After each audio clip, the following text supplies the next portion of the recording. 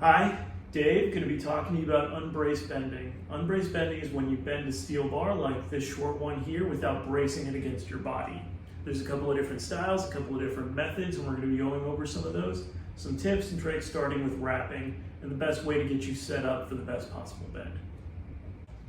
All right, going to talk about wrapping a short bar. So starting off, you've got a couple of really good materials here. I've got suede and I've got Cordura. One thing to note about the Cordura is it comes in pretty stiff, so you're going to want to make sure that you break it in. Make sure that you chalk it up really good, get a couple good rolls in, make it a little bit more pliable, because that's going to make all the difference when you're rolling it. It's a really resilient material. I've actually had this one for about 2 years, and as you can see, it stands up to damage pretty well. It's going to keep from any piercings or tears a lot better than a lot of other materials. The only downside is how stiff it is. So to mitigate that, you're gonna wanna make sure that you wrap it really tight. And to do that, you're gonna wanna keep it tight and keep tension throughout the entire pad as you wrap it. So a lot of folks will use vice grips or something like that on a table. I've got a club bell on it just to demonstrate and to give me more tension here. And as you roll it, you're gonna wanna make sure that aside from the tension, you've got a straight wrap on this side. You're gonna want it straight all the way through. You're not gonna want any bubbles or anything like that that'll give you anything uneven. If you do experience that, it's best to let it back out and start over, just to make sure you get a good wrap. Now, we've also got suede here. A couple of good things about suede: it's already pliable, it's already pretty soft, feels good on the hands, wraps really good around the bar automatically, and you don't need that much tension to wrap it. So I can take it right here without even securing it or anything like that, and I already wind up with a pretty even wrap, pretty flat, and it's tense throughout, and it grips the bar really well, even without chalk. Now, the thing about it is it's not as resilient of a material. It pokes a little bit easier.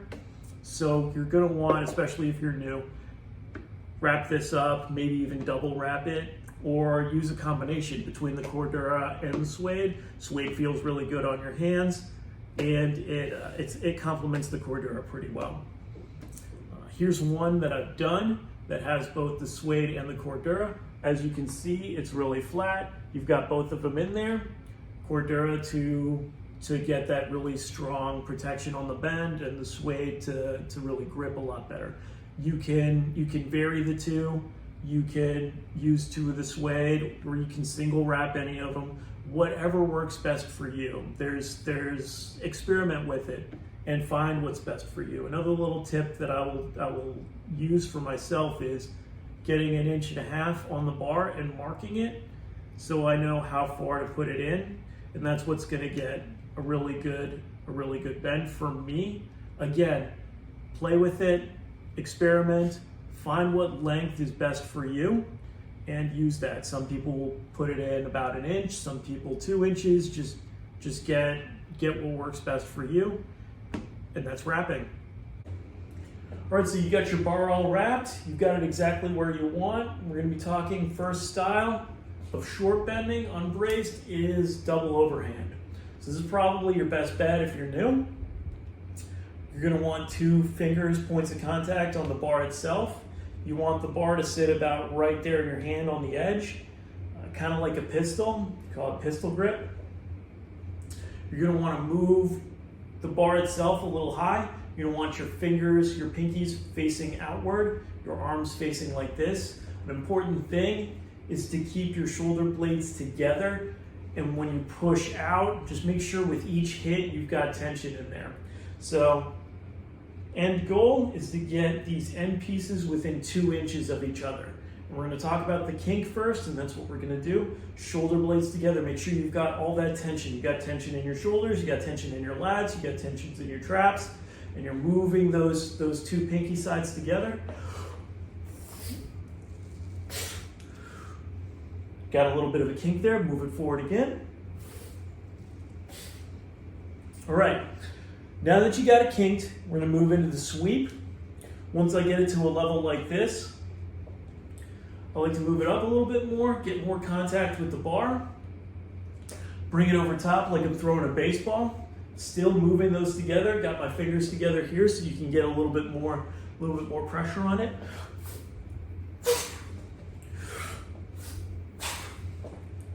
Now you've got it within crush range. Crush is how you finish it out, all right? So hands together like this, bring it close to your body. Get as much force as you can into it.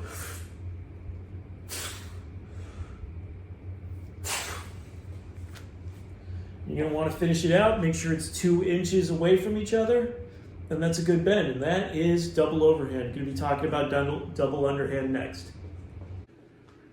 All right, next style that we got is double underhand. You're gonna be moving the bar downward and out to get that same kind of bend. The bar is gonna sit a little bit differently, whereas with the double overhand, you're gonna have it here, you're gonna have a little deeper in, and from the reverse side with double underhand. There's a couple of ways you can go at this. You can bring it down and use the momentum to pull out, or you can start up here, already shrugged, already with lats and your traps tightened, and using that force and that tension to already complete it from a spring-loaded position. Take the slack out of it, get it going, and you're going to want to bring this past 40 degrees for a complete bend on double underhand. So starting out, bring it up.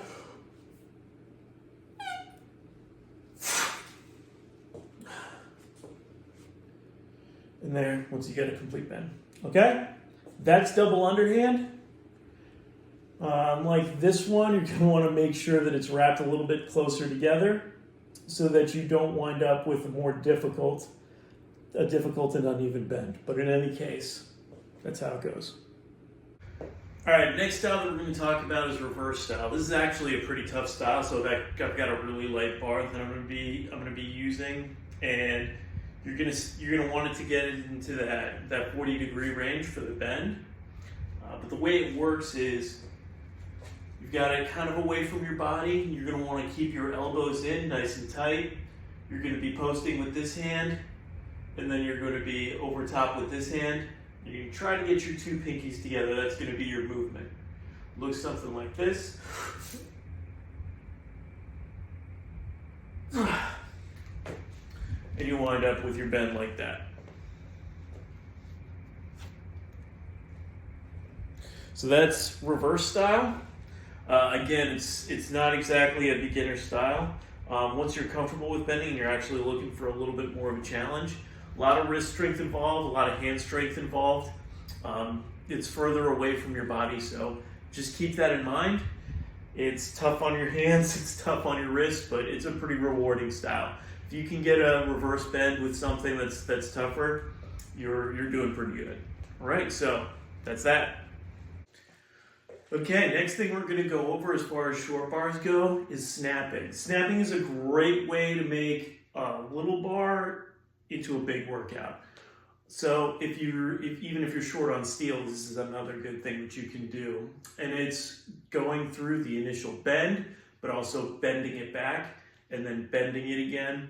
So you're doing multiple bends with the same bar up until you get the center so hot that you can snap it. There's a couple of different ways that you can go about this. So I'm going to go ahead and bring it into the crush. All right, so I've got it there. And then one way that I could do it is pull it back and pull it apart with just the upper body. And then keep working it from there. And that works to get some little movements in. And that can work over time. But for a little bit more of a longer movement with the bar, you can actually use your leg. And a lot of the times, if it's a bigger bar, wrapping your leg is a good idea for when you're doing this. Then I'm going to have it right here. You can get a big movement out of that. The more big movements that you have, the easier it'll get. And the hotter the steel gets, the easier it'll get too. And you'll feel it heating up as you continue to do it. So that's how you go about snapping. And I'm actually going to finish out this bar. It takes some time, so that's how you can tell it's a good conditioning method, even with a bar this little. You know, as you can see, I really didn't have any issues going into the crush, but I'm gonna wind up breathing kind of heavy by the end of this.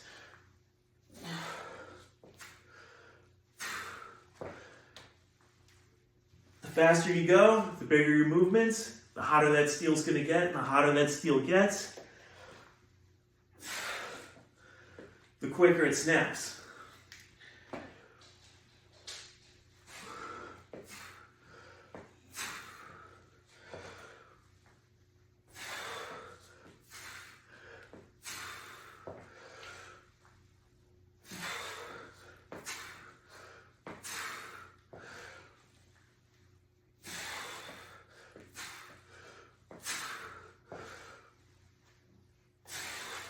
See, it's starting to feel like Play-Doh.